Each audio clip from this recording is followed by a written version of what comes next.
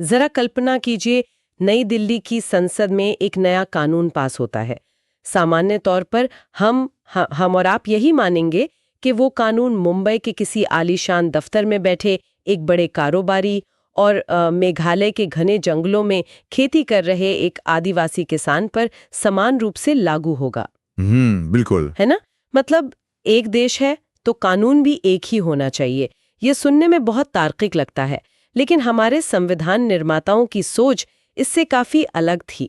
उन्होंने बहुत गहराई से महसूस किया कि जो लोग ऐतिहासिक, भौगोलिक और सांस्कृतिक रूप से बिल्कुल अलग परिस्थितियों में रहे हैं, उन पर एक ही डंडे से नियम लागू करना न्याय नहीं बल्कि अन्याय हो सकता है। सही बात है। असमानों के साथ समान व्यवहार नहीं किया जा सकता। इसी विचार पर आज की हमारी ये डीप डाइव केंद्रित है। आज हम भारतीय संविधान के एक ऐसे हिस्से को खंगालने वाले हैं जिसे अक्सर संविधान का विशेष रक्षक या स्पेशल शील्ड कहा जाता है। हम बात कर रहे हैं भाग 10 की और खास तौर पर अनुच्छेद 244 और 244 क की। देखिए, ये एक बहुत ही सटीक और सोचने पर मजबूर करने वाली शुरुआत है, क्योंकि जब भी हम संविधान को पढ़ने या समझने बैठते हैं तो अक्सर हमारा सारा ध्यान मौलिक अधिकारों, चुनाव प्रक्रियाओं या फिर प्रधानमंत्री और राष्ट्रपति की शक्तियों पर ही अटक कर रह जाता है। हाँ, ज्यादातर लोग वहीं तक सीमित रह जाते हैं। बिल्कुल। लेकिन भाग 10 असल में भारत की आत्मा, यानी उसकी जो विविधता है, उसको बचाने का सबसे बड़ा और सबसे अहम हथियार है। आज के इस विस्तृत विश्लेषण का हमारा मुख्य उद्देश्य यही डिकोड करना है कि कैसे संविधान का यह हिस्सा हमारी तेजी से भागती आधुनिक दुनिया और सदियों पुरानी शांत जनजातीय परंपराओं के बीच एक मजबूत पुल बनाता है। हाँ, एक पुल की तरह काम करता है। जी हाँ। हम ये समझेंगे कि इन खास इलाकों के लिए बाकी देश से अलग कानून क्यों गढ़े गए और जमीनी स्तर पर यह पूरी व्यवस्था जल, जंगल और जमीन को कैसे सुरक्षित रखती है। तो चलिए इस पुल पर कदम रखते हैं और शुरुआत से शुरू करते हैं। सबसे पहला सवाल जो मेरे दिमाग में आता है वो ये है कि जब पूरा देश एक ही क्रिमिनल या सिविल कोड से चल सकता है तो फिर इस विशेष रक्षक की आवश्यकता ही क्या थी? ये एक बहुत ही बुनियादी सवाल है। मतलब क्या संविधान सभा में इस बात को लेकर कोई बहस हुई थी कि हमें इन क्षेत्रों के लिए एकदम अलग नियमों की जरूरत है? अरे, इस पर तो बहुत गहरी और लंबी चर्चा हुई थी। अगर हम इतिहास के पन्नों को थोड़ा पलटें तो पाएंगे कि ब्रिटिश काल में भी इन जनजातीय इलाकों को एक्सक्लूडेड एरिया, यानी बाहर रखा गया क्षेत्र माना जाता था। अच्छा, अंग्रेजों के समय से ही? जी हाँ, अंग्रेज भी वहां के आंतरिक मामलों में ज्यादा दखल नहीं देते थे। तो संविधान निर्माताओं के सामने सबसे बड़ी चुनौती ये थी कि आजादी के बाद इन समुदायों को देश की मुख्य धारा से कैसे जोड़ा जाए, वो भी बिना उनकी पहचान को मिटाए। ये तो बहुत मुश्किल काम रहा होगा। बिल्कुल। आप खुद सोचिए, हमारे महानगरों के कानून मुख्य रूप से संपत्ति की खरीदो फरोख्त, व्यापार और उद्योगों को बढ़ावा देने के लिए बने हैं। अगर यही नियम बिना सोचे समझे मध्य प्रदेश, झारखंड या पूर्वोत्तर के घने जंगलों में रहने वाले समुदायों पर थोप दिए जाते तो क्या नतीजा निकलता? अगर मैं अंदाजा लगाऊं तो शायद बाहर के अमीर लोग या बड़ी बड़ी कंपनियां जाकर वहां की सारी जमीनें आसानी से खरीद लेती, क्योंकि उन कानूनों में तो कोई रोक टोक होती नहीं। एकदम सही पकड़े आप। और यही सबसे बड़ा डर था। उन समुदायों की अपनी एक अनूठी संस्कृति है, उनकी अपनी अलग भाषाएं हैं और संसाधनों को लेकर उनके अपने पारंपरिक अधिकार हैं जो पीढ़ियों से चले आ रहे हैं। जो उन्हें विरासत में मिले हैं। हाँ, तो जो कानून दिल्ली या बेंगलुरु के लिए विकास लेकर आते हैं, वे दूर दराज के जंगलों में रहने वाले लोगों के लिए विनाशकारी साबित हो सकते थे। आधुनिक कानूनों के जरिए उनकी जमीनें छिन सकती थीं, वे बाहरी साहूकारों के कानूनी जाल में फंस सकते थे और उनका पूरा जीवन चक्र तबाह हो सकता था। तो मतलब एक तरह से उन्हें बचाने के लिए ये अलग ढांचा बनाया गया। जी, इसीलिए यह तय किया गया कि उन्हें एक सामान्य प्रशासनिक व्यवस्था में धकेलने के बजाय एक अत्यंत ही संवेदनशील और उनके अनुकूल प्रशासनिक ढांचे की आवश्यकता है। ये तो बहुत ही व्यवहारिक नजरिया है। एक तरह से ये उनके इर्द गिर्द एक बफर जोन बनाने जैसा था ताकि बाहरी दुनिया का झटका उन्हें सीधे न लगे। बिल्कुल, एक सुरक्षा घेरे की तरह। तो अनुच्छेद 244 इस संवेदनशील प्रशासन का खाका कैसे तैयार करता है? मैंने जो स्रोत देखे हैं उनके अनुसार ये पूरे सिस्टम को दो अलग अलग हिस्सों या रास्तों में बांट देता है। जी हाँ, अगर आप भारत का नक्शा अपने दिमाग में लाएं तो इस विभाजन को समझना बहुत आसान हो जाएगा। अनुच्छेद 244 पूरे देश के जनजातीय प्रशासन को दो स्पष्ट अनुसूचियों में विभाजित करता है। 5वीं अनुसूची और छठी अनुसूची। पांचवी और छठी। देखिए, अगर हम देश के उत्तर पूर्वी हिस्से की तरफ देखें तो वहाँ 4 विशिष्ट राज्य हैं: असम, मेघालय, त्रिपुरा और मिजोरम। इन 4 राज्यों का इतिहास और कबीलाई ढांचा बाकी देश से इतना अलग है कि इनके लिए एक अलग ही व्यवस्था बनाई गई, जिसे हम छठी अनुसूची के तहत रखते हैं। अच्छा, तो ये 4 राज्य छठी अनुसूची में आ गए। और इन 4 राज्यों को छोड़कर पूरे भारत में जहां-जहां भी जनजातीय आबादी वाले क्षेत्र हैं, चाहे वो मध्य भारत हो, पूर्वी तट हो या पश्चिमी भारत, वे सब 5वीं अनुसूची के दायरे में आते हैं। तो असम, मेघालय, त्रिपुरा और मिजोरम के लिए छठी अनुसूची और बाकी पूरे देश के लिए 5वीं अनुसूची। चलिए पहले 5वीं अनुसूची को थोड़ा और कुरेदते हैं और समझते हैं कि ये जमीन पर कैसे काम करती है। बिल्कुल। ये तय कौन करता है कि कोई खास जिला या इलाका इस अनुसूचित क्षेत्र का हिस्सा है या नहीं? क्षेत्र को अनुसूचित क्षेत्र घोषित करने, उसकी सीमाओं को बढ़ाने या घटाने या उस दर्जे को पूरी तरह से खत्म करने की सर्वोच्च शक्ति केवल और केवल भारत के राष्ट्रपति के पास होती है। मतलब राज्य सरकार खुद से ये नहीं कर सकती? नहीं, राष्ट्रपति अपने आदेश द्वारा ये घोषणा करते हैं। अगर हम वर्तमान स्थिति की बात करें तो ये 5वीं अनुसूची देश के 10 राज्यों में लागू है। इनमें राजस्थान, मध्य प्रदेश, झारखंड, ओडिशा और महाराष्ट्र जैसे बड़े राज्य शामिल हैं, जहां बड़ी जनजातीय आबादी निवास करती है। रुकिए, यहाँ एक बात है जो मुझे स्रोत पढ़ते हुए सबसे ज्यादा हैरान कर रही थी, वो है राज्य के राज्यपाल की भूमिका। हाँ, ये बहुत दिलचस्प हिस्सा है। आमतौर पर हम यही पढ़ते हैं कि संसद कोई कानून बनाती है तो वो पूरे देश पर समान रूप से लागू होता है, लेकिन अमूमन इन 5वीं अनुसूची वाले क्षेत्रों में ऐसा लगता है जैसे राज्यपाल के पास किसी भी कानून को रोकने का एक जादुई बटन है। जादुई बटन, ये बहुत अच्छा शब्द इस्तेमाल किया आपने। क्या एक राज्यपाल वाकई राष्ट्रीय संसद के बनाए कानून को रोक सकता है? ये तो एक व्यक्ति के पास बहुत बड़ी शक्ति हो गई। ये सुनने में थोड़ा अटपटा जरूर लगता है, लेकिन यही तो इस व्यवस्था की सबसे बड़ी खूबसूरती और इसका सबसे मजबूत पहलू है। 5वीं अनुसूची के तहत राज्यपाल को सचमुच कुछ असाधारण विशेषाधिकार दिए गए हैं। वो कैसे काम करते हैं जमीन पर? मान लीजिए संसद या राज्य विधानसभा ने कोई ऐसा कानून पास किया जिससे जंगलों के व्यवसायीकरण या बड़े पैमाने पर खनन का रास्ता खुलता हो। अब अगर राज्यपाल को लगता है कि ये कानून उनके राज्य के अनुसूचित क्षेत्र में रहने वाले आदिवासियों के हितों के खिलाफ है, तो वे एक साधारण सी अधिसूचना जारी करके कह सकते हैं कि ये कानून इस विशिष्ट इलाके में लागू नहीं होगा। वाओ! सिर्फ एक अधिसूचना से? जी हाँ। या फिर वे इस कानून में कुछ ऐसे बदलाव और अपवाद जोड़ सकते हैं जिससे आदिवासियों का नुकसान न हो। इसका सीधा मतलब ये है कि अगर कोई बहुत बड़ी मल्टीनेशनल कंपनी किसी आदिवासी इलाके में जमीन खरीदकर कोई बड़ा रिजॉर्ट या फैक्ट्री लगाना चाहे और देश का सामान्य कानून उसे इसकी इजाजत देता हो, तब भी राज्यपाल उसे रोक सकते हैं। निश्चित रूप से रोक सकते हैं। और इसके पीछे का कारण बहुत स्पष्ट है। शांति और सुशासन बनाए रखने के लिए राज्यपाल अपने स्तर पर नए नियम भी बना सकते हैं। जैसे किस तरह के नियम? इसका सबसे बड़ा उदाहरण है भूमि हस्तांतरण पर रोक लगाना। वे स्पष्ट नियम बना सकते हैं कि किसी भी आदिवासी की जमीन गैर आदिवासी व्यक्ति या किसी कॉरपोरेट कंपनी को बेची ही नहीं जा सकती। इसी तरह वे साहूकारों द्वारा दिए जाने वाले कर्ज के नियमों को भी सख्त कर सकते हैं, ताकि गरीब आदिवासियों का आर्थिक शोषण ना हो। ये तो बहुत जरूरी कदम है। बिल्कुल। कल्पना कीजिए कि एक सीधा साधा आदिवासी किसान है जिसे आधुनिक कानूनों के दांव-पेच नहीं आते। अगर ये सुरक्षा कवच ना हो तो कोई भी चालाक व्यक्ति उसे चंद कागजों पर अंगूठा लगवाकर बेदखल कर सकता है। राज्यपाल की ये असाधारण शक्ति असल में उसी किसान को बचाने की ढाल है। ये ढाल जरूरी भी लगती है, लेकिन अब एक सवाल उठता है। राज्यपाल आमतौर पर राजनीतिक नियुक्तियां होती हैं और वे जरूरी नहीं कि उसी राज्य या उसी जनजाति से आते हों। ये एक बहुत ही वाजिब पॉइंट है। तो फिर एक राज्यपाल को कैसे पता चलेगा कि जमीन पर आदिवासियों की असली जरूरतें क्या हैं? कहीं ऐसा तो नहीं कि सारे फैसले ब्यूरोक्रेट्स या अधिकारी बंद कमरों में ले लेते हैं? क्या उन्हें सही फीडबैक देने वाला कोई सिस्टम होता है? आपने बिल्कुल सही नब्ज पकड़ी है। एक व्यक्ति, चाहे वो कितने भी ऊंचे पद पर हो, जमीनी हकीकत जाने बिना सही फैसले नहीं ले सकता।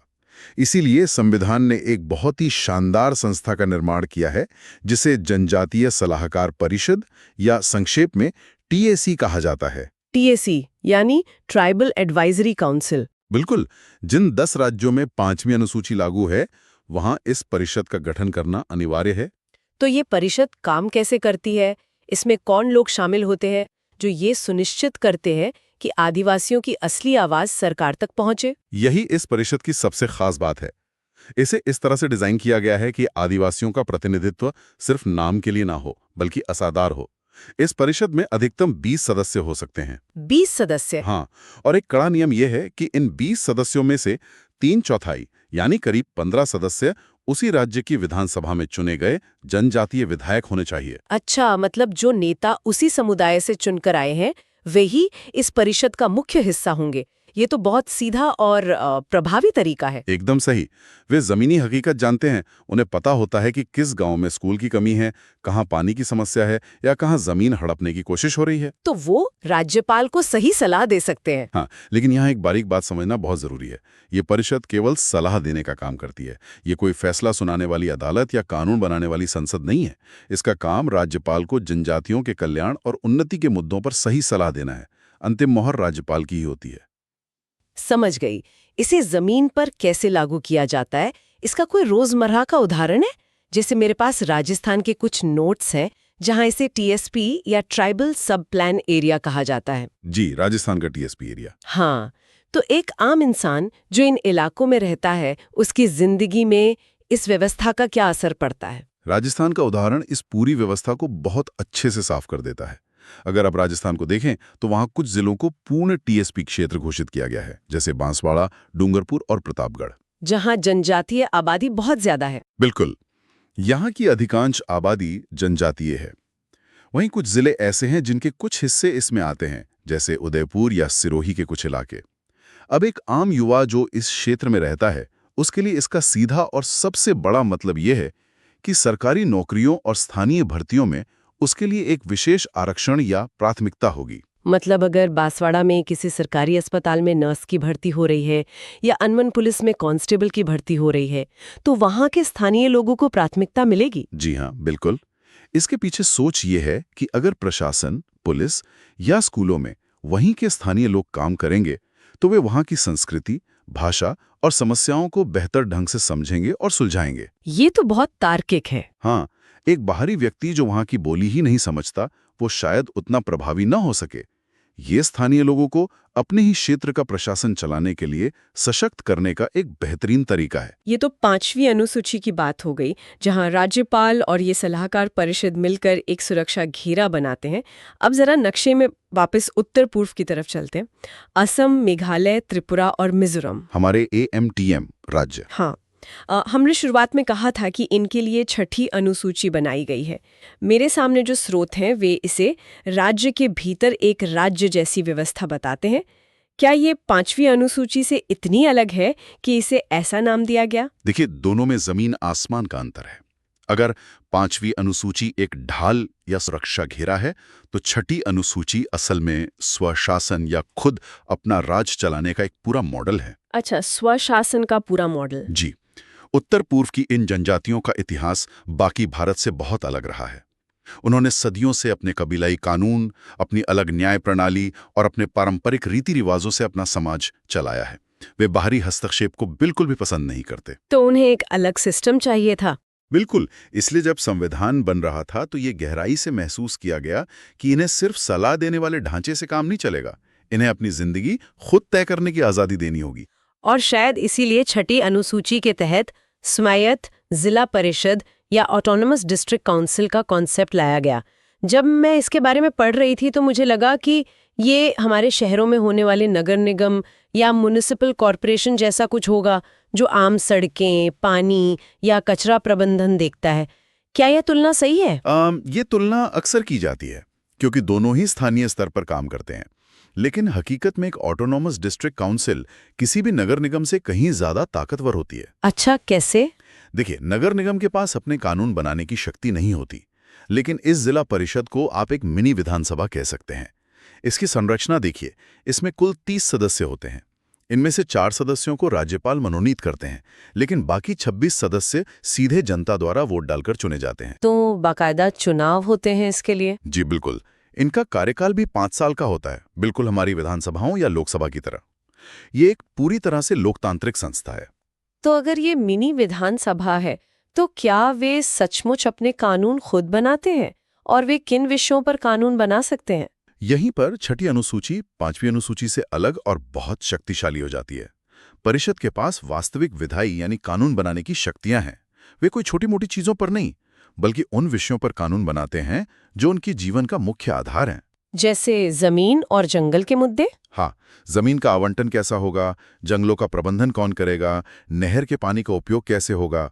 इसके अलावा खेती, खासकर झूम खेती जिसे शिफ्टिंग कल्टीवेशन कहते हैं, जो उस इलाके में बहुत प्रचलित है, उसके नियम क्या होंगे, ये सब वे खुद तय करते हैं। ये तो बहुत बड़ी शक्तियां हैं। इतना ही नहीं, यहाँ तक कि शादी, तलाक और पुश्तैनी संपत्ति का विरासत में बंटवारा कैसे होगा, इन गहरे सामाजिक और पारिवारिक मुद्दों पर भी परिषद अपने कानून बना सकती है।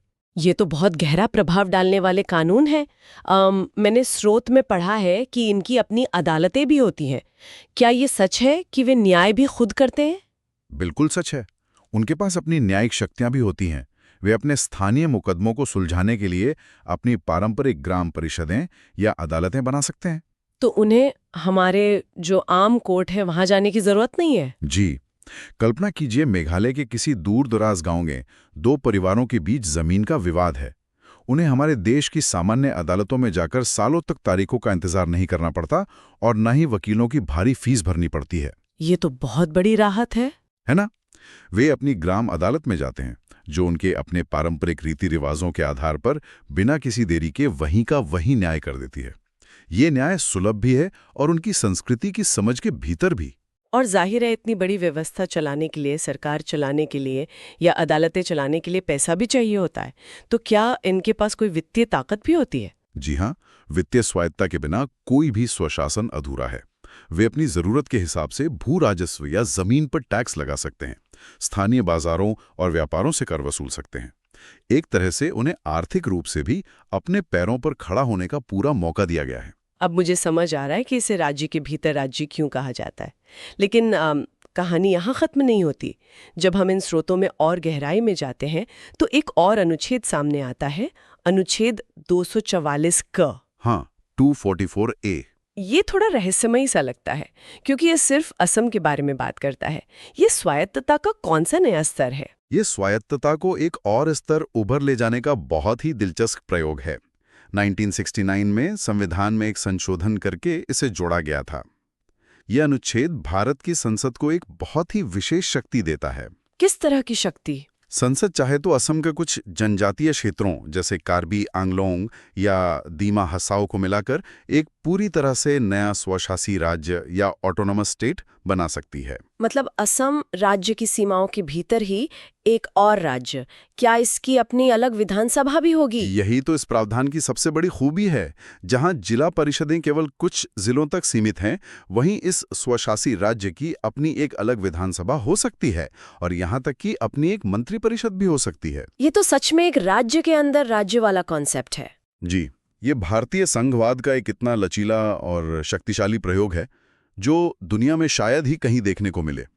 इसका सीधा संदेश यह है कि अगर किसी समुदाय की राजनीतिक आकांक्षाएं बहुत बड़ी हैं, तो उसे पूरा करने के लिए देश या राज्य के टुकड़े करने की जरूरत नहीं है। हम मौजूदा ढांचे के भीतर ही एक नई सरकार बना सकते हैं। ये सारी व्यवस्था सुनने में बहुत ही शानदार और विस्तृत लगती है, लेकिन मुझे एक व्यवहारिक उलझन हो रही है। बताइए, क्या उलझन है? देखिए, एक तरफ केंद्र में बैठी सरकार है, फिर राज्य की सरकार है, फिर एक शक्तिशाली राज्यपाल हैं और नीचे जमीनी स्तर पर ये सलाहकार परिषदें, जिला परिषदें हैं। इन सबके बीच समन्वय कैसे बैठता है? क्या ऐसा नहीं होता कि इतने सारे ढांचे आपस में टकराने लगे? ये एक बहुत ही लाजमी सवाल है। जब शक्तियां इतने स्तरों पर बंटती हैं तो टकराव की गुंजाइश हमेशा रहती है, लेकिन हम संविधान ने इसके लिए एक बहुत ही व्यवस्थित रिपोर्टिंग और नियंत्रण का ढांचा बनाया है। वो ढांचा काम कैसे करता है? जिन राज्यों में ये अनुसूचित क्षेत्र हैं, वहां के राज्यपाल का ये संवैधानिक फर्ज है कि वे हर साल वहां के प्रशासन की एक विस्तृत रिपोर्ट भारत के राष्ट्रपति को सौंपें। अच्छा, तो सीधा राष्ट्रपति को रिपोर्ट जाती है? बिल्कुल। और अगर राष्ट्रपति को किसी बात की चिंता होती है तो वे बीच में भी ये रिपोर्ट मांग सकते हैं। और सबसे बड़ी बात, केंद्र सरकार इन इलाकों के भले और अच्छे प्रशासन के लिए राज्य सरकारों को सीधे निर्देश दे सकती है। तो एक तरह से ऊपर से नीचे तक एक निगरानी और मार्गदर्शन का ढांचा लगातार काम कर रहा है। तो अगर हम आज की इस पूरी चर्चा को समेटें और एक बड़े कैनवस पर रख के देखें, तो भाग 10 का अंतिम लक्ष्य क्या है? मतलब क्या ये सिर्फ कुछ प्रशासनिक नियम और कानूनों का पुलिंदा है, या इसका कोई गहरा दार्शनिक अर्थ भी है? इसका अर्थ बहुत गहरा है। भाग 10 को सिर्फ कानूनी पन्नों की तरह पढ़ना बेमानी होगा। ये असल में हमारे लोकतंत्र के परिपक्व होने का सबूत है। लोकतंत्र के परिपक्व होने का सबूत? हाँ, ये दिखाता है कि हम विविधता में एकता को सिर्फ एक नारा नहीं मानते, बल्कि उसे जमीन पर लागू करने की इच्छा शक्ति रखते हैं।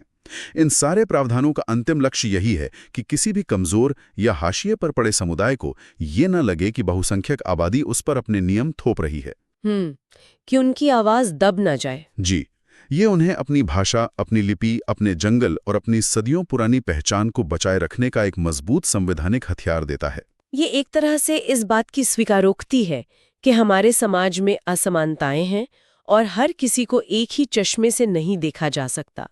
इस विशेष सुरक्षा कवच ने ये सुनिश्चित किया है कि विकास की इस अंधी दौड़ में भारत की कोई भी प्राचीन संस्कृति या परंपरा पीछे छूटकर दम न तोड़ दे। एकदम सही विश्लेषण है आपका। ये आधुनिक राज्य के निर्माण और प्राचीन संस्कृतियों के संरक्षण के बीच एक बहुत ही खूबसूरत और नाजुक संतुलन है। आज के इस गहन चर्चा ने वास्तव में हमारी आंखें खोली हैं कि हमारा संविधान कितना लचीला और दूरदर्शी है। लेकिन इस चर्चा को खत्म करने से पहले मैं एक ऐसा विचार छोड़ना चाहती हूँ जिस पर हम सभी को सोचना चाहिए। जी बिल्कुल। आज का समय बहुत तेजी से बदल रहा है। बड़े बड़े एक्सप्रेसवे, विशाल खनन परियोजनाएं और स्मार्ट सिटीज के सपने इन संरक्षित जंगलों और जनजातीय इलाकों के दरवाजे तक दस्तक दे रहे हैं। ये एक बहुत बड़ी सच्चाई है आज की। तो आने वाले कल में जब आर्थिक विकास और आधुनिकीकरण का भारी दबाव चरम पर होगा, तब क्या ये संवैधानिक सुरक्षा कवच जल, जंगल और जमीन की रक्षा कर पाएगा? क्या ये ढाल भविष्य में विकास और परंपरा के बीच सामंजस्य बिठाकर और मजबूत होकर उभरेगी, या फिर बढ़ती जरूरतों के आगे हमें संरक्षण की इस पूरी परिभाषा को ही नए सिरे से लिखना पड़ेगा? ये तो आने वाला वक्त ही बताएगा। ये एक ऐसा सवाल है जिसका जवाब शायद आने वाले कुछ दशकों में हमें मिलेगा। आज के इस विस्तृत विश्लेषण में हमारे साथ जुड़ने के लिए बहुत बहुत शुक्रिया। पढ़ते रहिए, सोचते रहिए और हम मिलेंगे अगली बार एक नए विषय के साथ।